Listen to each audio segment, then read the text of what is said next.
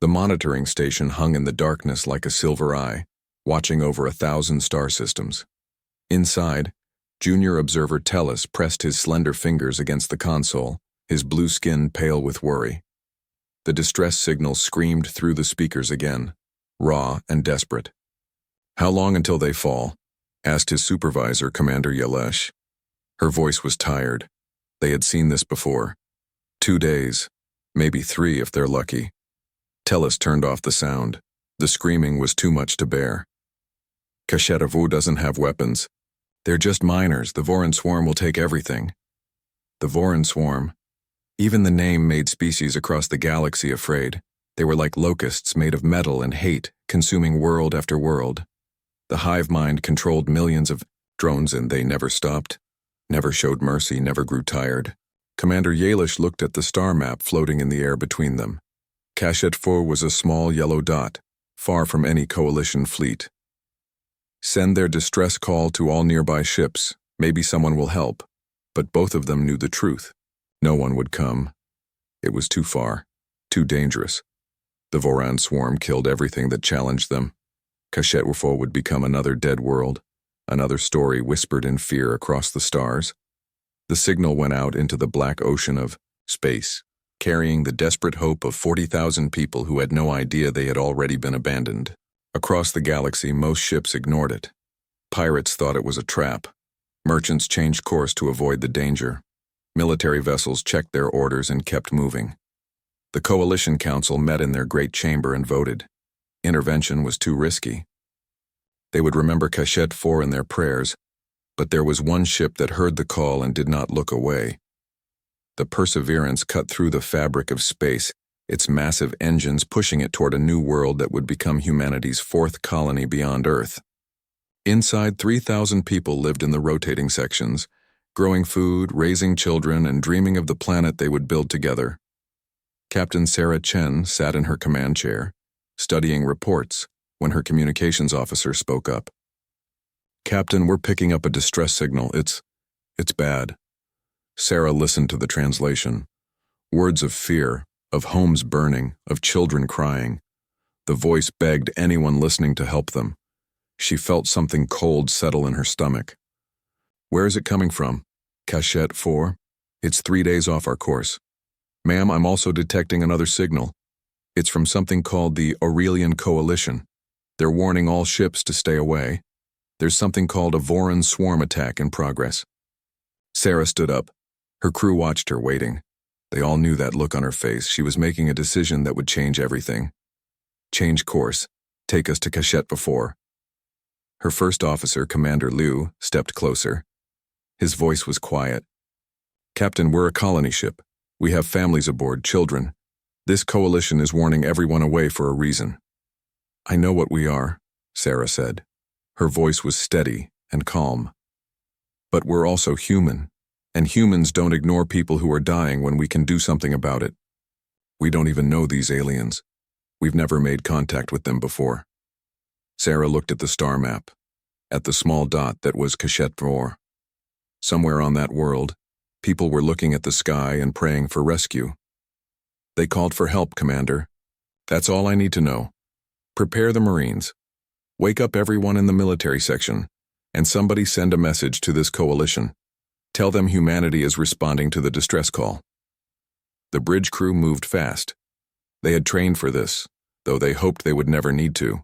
The Perseverance was built after Earth's terrible unification wars, when humanity had almost destroyed itself. Every colony ship carried weapons and soldiers now, not for conquest, but for protection. Never again would humans be helpless. In the CO, military section, men and women climbed out of sleep pods and checked their armor. They had been colonists and farmers and teachers once, but Earth's history had taught them that peace required the ability to defend it. They strapped on powered armor that could survive almost anything. They loaded weapons that could punch through steel. They prepared to drop into a battle for people they had never met. 2 hours later, the Coalition monitoring station received a response to their warning. It was short and in a language their computers struggled to translate. "We are humans from Earth. We have received the distress call from HFY. We are going to help them. You can join us or get out of our way. Commander Yalish stared at the message. What are humans? Check the database. Tellus searched through thousands of known species. Nothing, they're not in our records, they must be from an uncontacted world. They're flying into a Voran swarm attack zone. They're going to die. Yalish felt sick. First HFY, now these mysterious humans. Should we send ships to stop them? Yalish thought about it, then shook her head. No. Send observers. If these humans want to throw their lives away, at least we should record it. Maybe their sacrifice will mean something. The Perseverance dropped out of faster-than-light travel at the edge of the HFY system. Immediately, alarms screamed. Voran ships filled the space around the planet like angry insects. The surface below was burning. Sarah Chen stood on her bridge and watched the enemy swarm turn toward them. 3,000 humans against an army that had destroyed dozens of worlds. She smiled. It was not a happy smile. Launch all shuttles, get our people down there. Let's show this galaxy what humans do when someone needs help. The battle was about to begin. The Voran swarm detected the new ship and calculated instantly. One vessel. Unknown design. No weapons fire yet. Classification prey. Priority. Low threat. They were wrong. The Perseverance's launch bays opened like the mouth of a beast. 30 heavy shuttles burst out, engines screaming as they dove toward the burning planet below. Each shuttle carried 100 Marines in full combat armor. Behind them, the colony ship's defensive weapons came online and began firing at any Voran drone that came too close. On the Coalition monitoring station, Junior Observer Tellus watched his screen with his mouth hanging open. Commander, they're attacking. These humans are actually attacking. Get me visual on those shuttles. I want to see what we're dealing with. The image appeared, showing the human craft cutting through space at speeds that made Tellus feel sick just watching. They moved with sharp, aggressive turns that would crush most species under the acceleration forces. Those movements would kill an Aurelian. The G-forces alone would turn our internal organs to liquid. Commander Yalish leaned forward, studying the strange aliens piloting those ships. They were bipedal, with flat faces and forward-facing eyes. Predator eyes. What kind of world produces creatures that can survive that kind of punishment? They were about to find out. The first shuttle hit atmosphere like a meteor. Plasma flames wrapping around its hull. Voran fighters swarmed it, firing energy weapons that could melt through most armor. The shuttle's shields flared and held. Then it fired back. The human weapons were primitive by Coalition standards, just metal projectiles fired at high speed. But they worked. Voran drones exploded as tungsten rounds tore through them. The shuttle punched through the enemy formation and kept falling toward the surface. On the ground, the Kashet people huddled in their last fortress. They were a gentle species with long ears and soft gray fur covering their bodies. They had built their civilization on mining and art, never expecting to need weapons. Now their beautiful cities were burning. Elder Priest Makthar watched the sky through a cracked window. More Voran ships were landing, disgorging their soldiers. His people had maybe hours left. He had sent the distress call 3 days ago, but no one had answered. They would die here, forgotten by a galaxy too afraid to help. Then the sky caught fire. The human shuttles came down in a thunderous landing pattern, forming a protective circle around the Kashet fortress. Rear ramps dropped open and the Marines poured out, weapons ready. They moved with frightening speed and precision, each one knowing exactly where to go. Sergeant Marcus Webb checked his squad's positions on his helmet display. His power armor made him look like a walking tank, covered in plates that could stop almost anything. He carried a rifle that could punch through concrete and a combat knife strapped to his chest. Behind him, his 20 Marines took cover and prepared for contact. Hostiles incoming 200 meters, reported Corporal Yamamoto. Looks like we pissed them off. Marcus grinned inside his helmet. Good, let them come. First squad, set up the heavy guns. Second squad, prepare grenades. Show these bugs what humans do to home invaders. The Voran soldiers rushed forward in perfect coordination, controlled by the hive mind. They didn't fear death because they weren't truly individuals. They were parts of a greater whole, and losing a few parts meant nothing. They had never fought humans before. The human weapons opened fire with a sound like thunder. Voran soldiers fell by the dozens. Their armor no match for weapons designed on a death world where everything tried to kill you. When the enemy got closer, the humans threw grenades that created massive explosions. When they got even closer, the humans met them with knives and powered fists. On the monitoring station, Tellus watched in horror and amazement. They're fighting hand to hand. Why would anyone choose to fight in close combat? Because they can, Commander Yalish whispered. She was watching a human marine grab a Voran soldier and literally tear it apart with his armored hands. Look at their strength. Look at their speed. What kind of evolution creates something like this? A junior analyst pulled up data from the scans. Commander, I have preliminary information on their home world. It's a Class 12 death world. The command center went silent. Class 12 was almost unheard of. It meant a planet so hostile that most species would die within hours of landing. Go on, Yalish said quietly. Gravity is 1.2 times coalition standard. Atmosphere is 21% oxygen, which is highly corrosive and supports rapid combustion. The planet has active weather systems that can produce winds over 200 kilometers per hour. Tectonic activity creates constant earthquakes, and according to their biosphere data, 90% of life forms are predatory in nature. Tellus felt dizzy. They evolved as predators on a world trying to kill them every day. No wonder they're so strong. No wonder they don't fear the Voran. Inside the Kashet fortress, a young Kashet girl named Pyrrha peeked through a crack in the wall. She saw the strange aliens fighting the monsters that had destroyed her home. One of them, the big one with markings on his armor, fought like something from the old stories. He moved so fast, and when the monsters hit him, he just kept fighting. Then she saw him get hit by a plasma blast that melted through his armor. He fell to one knee, smoke rising from his side. Pyrrha felt tears in her eyes. The hero was dying, but Marcus didn't die. He reached to his belt and pulled out a small device. He pressed it against his neck, and Pyrrha saw his body jerk as chemicals flooded his system. Combat stimulants made for human physiology. Things that would kill most other species but just made humans stronger for a short time. Marcus stood back up, switched his rifle to his other hand, and kept firing. His squad rallied around him, laying down covering fire. They pushed the Voran back meter by meter, their battle cries echoing across the burning city. Within 2 hours of landing, the humans had established a defensive perimeter around the main Kashet settlement.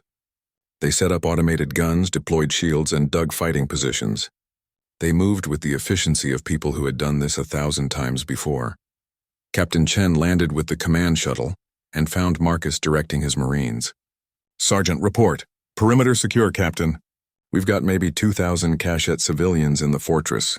Wounded are being moved to our medical area. Enemy pulled back to regroup, but they'll be back. Casualties?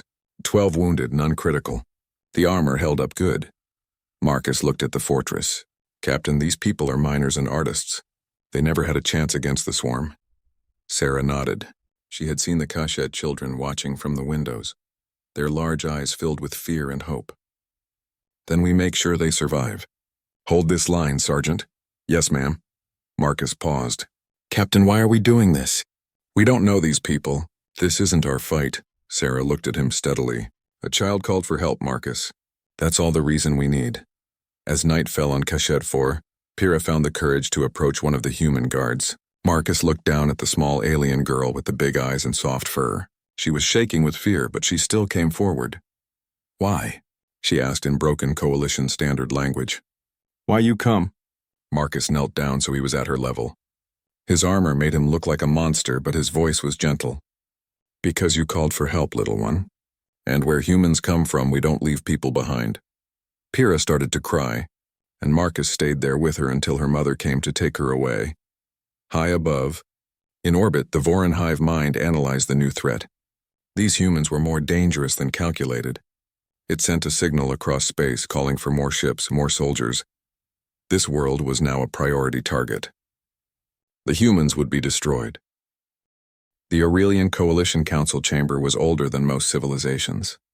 Representatives from 30 different species gathered in the great circular room, their forms ranging from gas clouds to crystalline beings to creatures that looked almost like trees. They all watched the same holographic display floating in the center of the chamber. They were watching humans fight. High Counselor Verath, an elderly Aurelian whose blue skin had faded to pale silver with age, spoke first. This is unprecedented. A completely unknown species has engaged in military action within Coalition space without permission or even introduction. They're not military, said Ambassador Threll, a insectoid being from Chitaria. Her translator made her clicking sounds into words. Our scans show that vessel is a colony ship. Those are civilians fighting down there. Civilians? Vareth looked back at the display. A human soldier was carrying a wounded Cachette child to safety while firing his weapon with one hand. If those are civilians, what are their actual soldiers like? The display shifted to show new data. A Coalition science team had been analyzing every scrap of information they could gather about Earth and its inhabitants. What they found was terrifying. Dr. Suresh, a floating jellyfish-like being in a containment suit, presented the findings. His voice bubbled through his translator. Earth is classified as a Class 12 death world. To put that in perspective, only 0.03% of all known planets fall into that category. The gravity alone would cripple most of our species.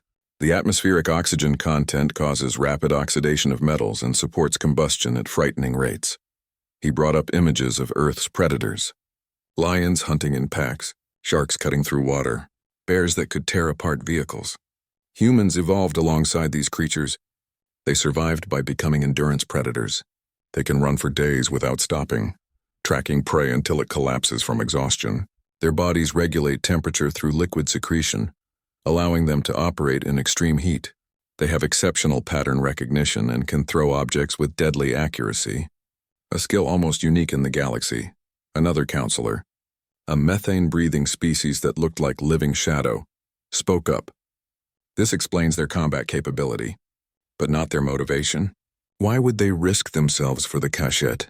They have no alliance, no treaty, no trade relationship. According to our observers, they had never even heard of Cachette 4 before receiving the distress call. No one had an answer. On the surface of Cachette 4, the battle entered its third day. The humans had turned the area around the fortress into a killing field. Any Voran that approached was met with devastating fire. But the swarm had adapted, sending waves of drones to probe for weaknesses, testing the human defenses. Dr. Yuki Tanaka had not slept in 72 hours. The medical bay was filled with wounded, both human and Cachette. Her hands moved with practiced precision as she treated a Cachette miner who had been caught in an explosion. The alien's biology was different from human, but the basics were the same. Stop the bleeding. Stabilize the patient. Save the life. Doctor, we have 3 more incoming, called her assistant Corporal Brooks. 2 Cachette, 1 human. The human took shrapnel to the leg. Bring them in. Yuki finished sealing the wound on her current patient and moved to the next bed. She didn't care if they were human or alien. Pain was pain, fear was fear, and everyone deserved someone to fight for their life. A young Cachette medic named Soleth watched the human doctor work. He had studied medicine for years, but he had never seen anyone work with such intensity and focus. How do you keep going? He asked in careful Coalition standard. Yuki looked up at him, her eyes red from exhaustion. Because they need me. That's enough. Soleth thought about his own people who valued rest and balance and taking time to appreciate beauty. These humans were different. They pushed themselves past all reasonable limits. They fought when anyone else would surrender. They saved lives when they should be saving their own. You are very strange, Soleth said softly. Yuki smiled. You're not the first to say that. Now hand me that coagulant. We're losing time. In the command center, Captain Chen studied the tactical displays. The Voran were regrouping for another assault. Her Marines were exhausted. Ammunition was running low. The Perseverance in orbit had already fought off 3 attacks on the ship itself. Captain, incoming transmission from the Coalition, reported her communications officer. They want to talk to you. Sarah straightened her uniform. Put them through. The holographic image of High Counselor Verath appeared. He looked at Sarah with a mixture of curiosity and concern. Captain Chen, I am High Counselor Verath of the Aurelian Coalition. Your actions have created quite a situation.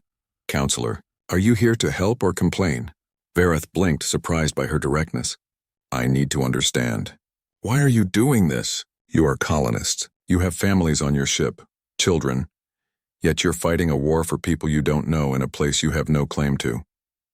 Sarah looked at the display showing Cachette Afi's surface. She could see her people fighting, dying, sacrificing everything. Counselor, on Earth we have thousands of languages, different cultures, different beliefs, different ways of seeing the universe. But we learned something during our darkest time when we almost destroyed ourselves. We learned that there are some things that matter more than borders or species or differences. And what is that? That when someone calls for help, you answer. Not because you'll get something from it, not because they're the same as you, but because it's the right thing to do. Sarah leaned forward. Your coalition received the same distress call we did. You had ships closer than us. You had the resources to help. But you did nothing. You let those people face extinction alone. We may be from a death world, Counselor, but at least we haven't lost our humanity. The council chamber was silent. Vareth felt shame burn through him. She was right. They had abandoned the cachette because it was too risky, too expensive, too dangerous. They had made the practical choice. These humans had made the moral one. What do you need? Vareth asked quietly. Medical supplies, food, and ammunition. We're going to hold this line, but we need support. And if the coalition sends ships to help? Sarah smiled grimly. Then we'll be happy to fight beside you. The transmission ended. Vareth turned to the council. We have been shamed by primitives from an uncontacted world. They crossed space to save people we chose to abandon. I motion that we send immediate military support to Cacheta 4. The vote was not unanimous, but it passed. For the first time in coalition history, they would fight alongside a species they had never officially met. On Cachette 4, Marcus and his squad prepared for the next assault. They had been fighting for 3 days straight, catching sleep in shifts, eating ration bars between firefights. They were tired, hurt, and running low on everything. But when Pyrrha and the other Cachette children brought them water and food scavenged from the ruins, when the Cachette elders thanked them with tears in their eyes, Marcus knew why they were here. Sergeant Webb, Captain Chen's voice came through his helmet. Coalition forces are en route. We just need to hold for another 12 hours. We can do 12 hours standing on our heads, Captain. Marcus looked at his squad. They were all beat up, all exhausted. But they were all still standing. You hear that, Marines? The cavalry is coming. We just need to make sure there's something left to save when they get here. Ora, they shouted back. Across the galaxy, species watched the humans and asked themselves questions they had never considered before. What did it mean to be civilized? Was it about technology and culture and art? Or was it about standing up when someone needed you, even when it cost you everything? The humans were forcing them to confront uncomfortable truths about themselves. And high above Cachette 4, sensors detected new ships dropping out of faster-than-light travel. Lots of ships. The Voran Swarm's main battle fleet had arrived. 200 warships against one colony ship and a handful of defenders. The real battle was about to begin. The sensors on the Perseverance screamed warnings as 200 Voran warships materialized in orbit around Cachette 4. On the bridge, Captain Chen watched the tactical display light up with hostile contacts. Her crew fell silent, understanding what this meant. They were going to die here. Captain, said Commander Liu quietly, we should evacuate. Get everyone back on the ship and jump to FTL before they box us in. We tried. No one can say we didn't try. Sarah looked at the planet below, where her Marines were still fighting, where Cachette families huddled in the ruins praying for salvation. No, we hold, Captain. I said we hold. Sarah turned to her crew. I know what I'm asking. I know we're just a colony ship. I know we have families aboard, people who signed up to build a new world, not fight a war. But if we run now, everyone down there dies. Every single one of them. Can you live with that? The bridge crew looked at each other. Then, one by one, they returned to their stations. Weapons ready, Captain, said the tactical officer. Engineering reports all power to shields, said another. Communications online. Waiting for orders. Sarah felt pride swell in her chest. These were good people. Brave people. Send a message to those Voran ships. Tell them that humanity claims protection over Cachette 4. Any attack on the planet will be considered an act of war against Earth. Captain, Earth doesn't even know we're here. We're months away from any support. They don't know that. Send the message. On the surface, Marcus received the situation update from his helmet display. 200 ships. He looked at his squad, at the Cachette defenders who had been learning human tactics, at the fortress walls that they had all bled to protect. Well, that's just rude, he said. His squad laughed. It was the kind of laughter soldiers make when they know they're about to die but refuse to show fear. Listen up. Command says the coalition is sending help. but it'll take time. So here's what we do. We make these Vorin regret ever coming to this world. We show them what humans do when someone threatens people under our protection. How do we fight 200 ships, Sarge? Asked Corporal Yamamoto. Marcus grinned. We don't fight the ships. We fight the bastards they send down here. And we make it so expensive in blood that they give up. Remember your training? Humans are endurance predators. We don't have to win fast. We just have to outlast them. He turned to Solith, the Kashet medic who had been watching the humans with amazement. You know these mines better than anyone. Show us the tunnels. Show us every cave, every passage, every place we can use. Solith understood immediately. Guerrilla warfare. Hit and fade. Use the planet itself as a weapon. Now you're thinking like a human. The Vorin hive mind analyzed the situation. The human ship was outnumbered and outgunned. The ground forces were isolated. Victory was inevitable. It sent a communication toward the Perseverance, transmitted in Coalition Standard. Human vessel. You are surrounded. Surrender the planet and depart. You will be allowed to leave unharmed. Captain Chen's response was broadcast not just to the Vorin, but across every Coalition frequency. She wanted the galaxy to hear this. I am Captain Sarah Chen of the Earth colony ship Perseverance. I speak for humanity, and for the 3,000 souls aboard this vessel. We have received your demand and I have a response. She paused, making sure every word was recorded. Humanity doesn't abandon those who need us. The Kashet people called for help and we answered. We will continue to protect them until either they are safe or every single human on this planet is dead. If you want this world, you'll have to go through every last one of us. And I promise you we will make you pay for every meter of ground. Then she closed the channel and turned to her crew. Now let's show them that humans aren't just good at making promises. We're good at keeping them too. The battle began. The Vorin fleet opened fire on the Perseverance. The colony ship's shields flared under the assault, absorbing energy that would have vaporized most vessels. But shields can only take so much. Bit by bit, they began to fail. On the ground, Vorin dropships began landing by the hundreds. They thought overwhelming numbers would break the human defense. They didn't understand what they were facing. Marcus led his Marines into the mining tunnels under the Kashet city. The Kashet miners had shown them passages that went for kilometers underground, a maze that only locals knew. The humans placed explosives at key junctions and waited. When the Vorin soldiers marched into the city, they found it empty. No defenders. No resistance. They spread out to search, and that's when the humans struck. Tunnels collapsed, dropping Vorin soldiers into deep shafts. Explosives tore through their formations. Human Marines appeared from hidden passages, fired their weapons, and vanished back into the darkness before the Vorin could respond. It was chaos, brutal, and efficient. The Vorin hive mind had never encountered this kind of warfare. It was used to fighting species that valued honor and direct combat. Humans fought to win, and they used every dirty trick their violent history had taught them. In one section of the mines, Corporal Yamamoto and her team discovered that Kashet-Fi's atmosphere had high concentrations of methane gas in certain caverns.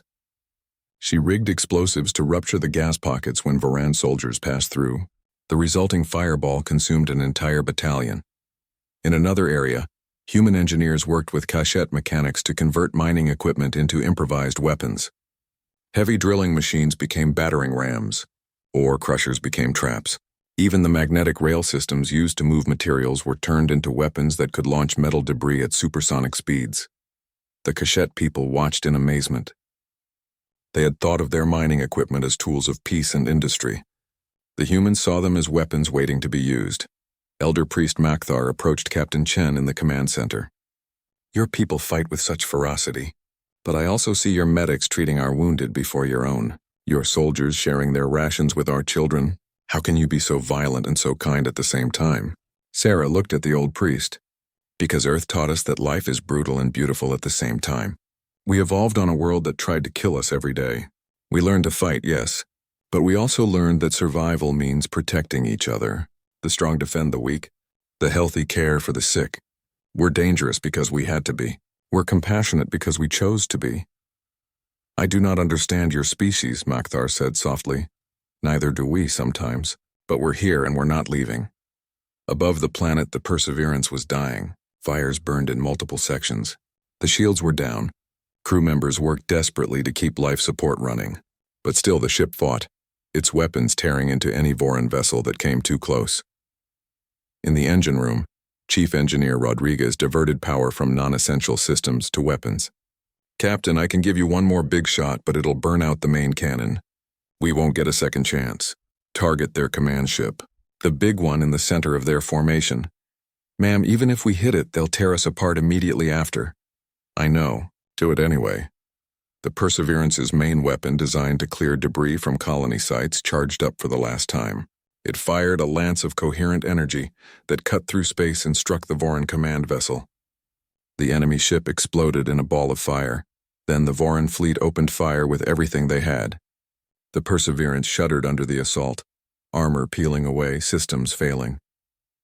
On the bridge, Sarah gripped her chair as the ship died around her. "Evacuate all non-essential personnel to the planet. Get the children to the escape pods. Captain, the pods won't make it through that fire. Then we make them a path. Helm, take us down full burn, right into their formation." Commander Liu understood. "You're going to ram them. If we're going to die, we take as many of them with us as we can." Sarah opened a ship-wide channel. "This is the captain. It has been an honor serving with all of you. Tell the story of what we did here.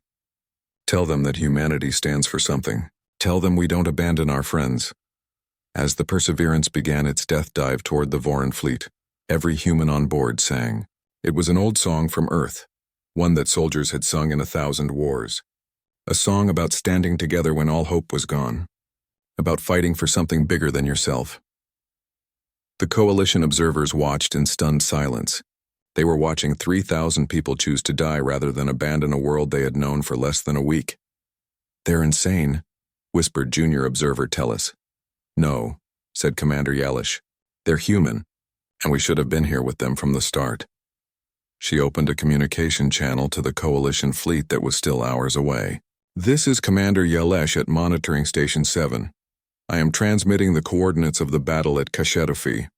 If you don't get there in time to save these humans, we will have failed something important. We will have failed ourselves." Then she watched as the Perseverance, burning and broken, dove toward the enemy fleet like a falling star.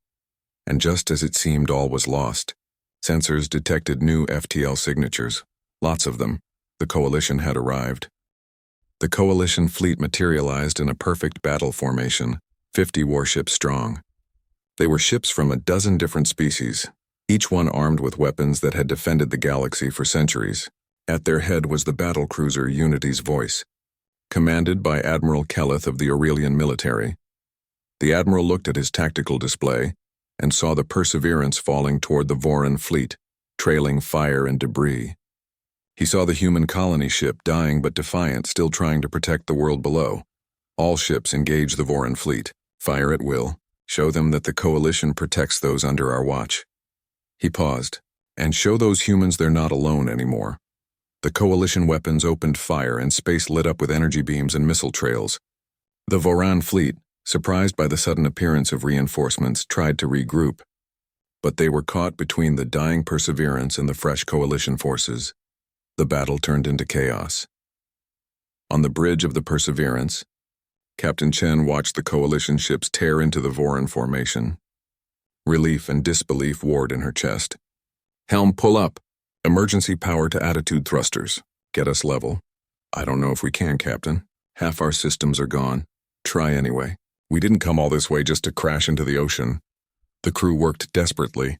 The ship groaned and shuddered, metal screaming under stress. But slowly, impossibly, the Perseverance began to level out.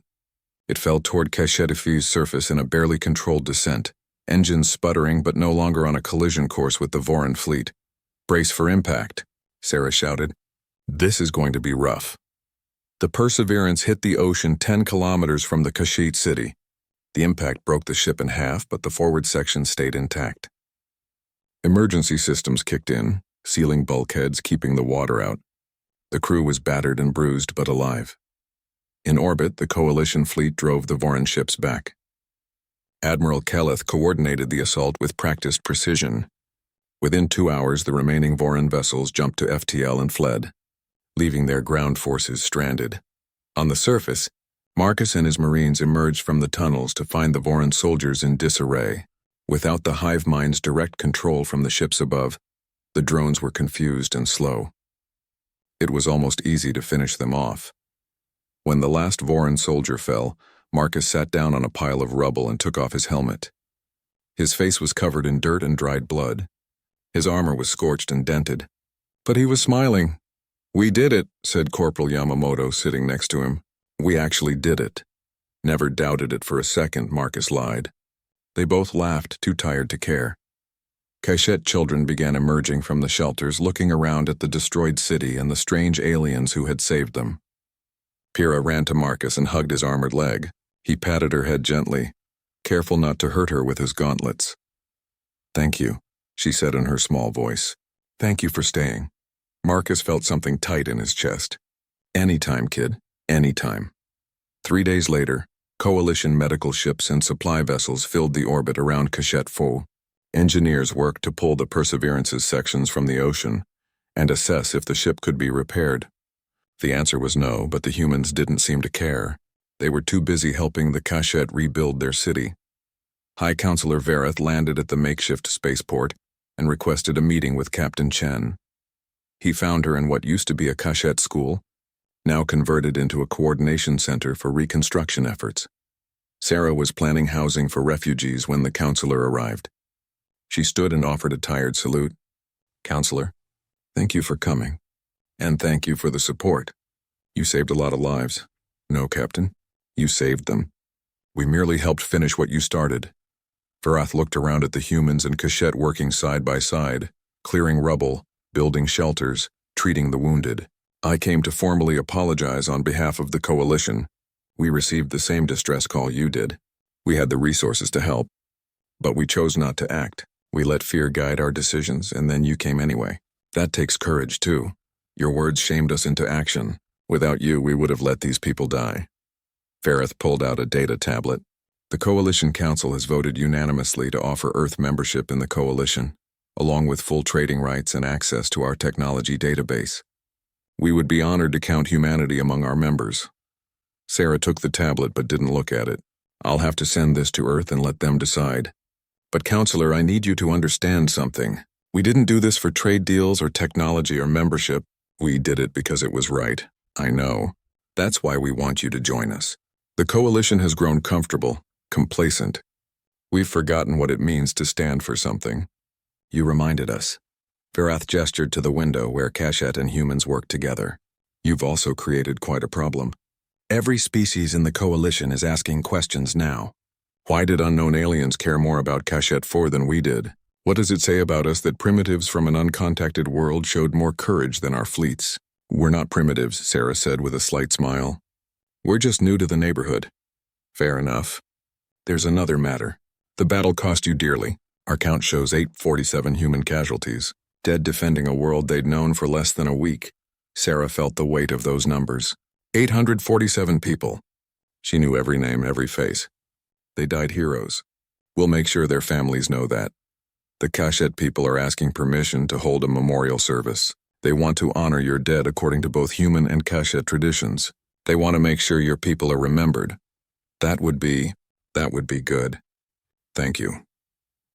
The memorial was held in the ruins of the Central Plaza. The Cachette had built a monument from pieces of the destroyed city, a sculpture showing humans and Cachette standing together. Around it, they planted trees from both worlds, seeds brought from Earth on the Perseverance and native Cachette specimens. Elder Priest Maktar spoke first, his words translated for the humans. "We called into the darkness expecting no answer. We prayed for salvation expecting none. But you came. You strange, fierce, beautiful people from a world we had never heard of. You bled for us.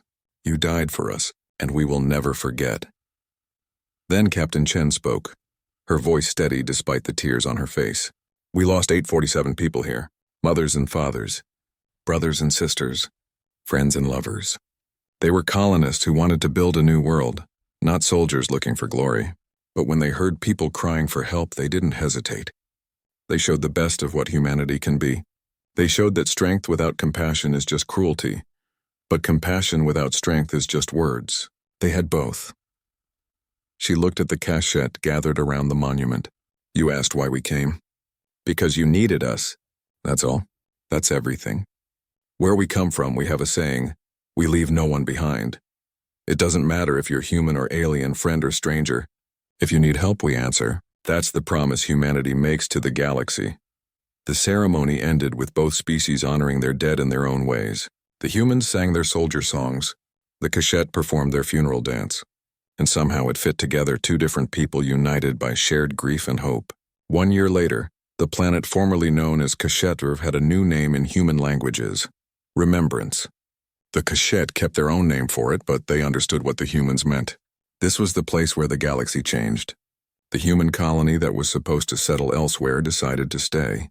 They rebuilt the cities alongside the Kashet, creating something new, a world where two species lived and worked together. It became a symbol across the coalition, proof that different peoples could unite for something greater.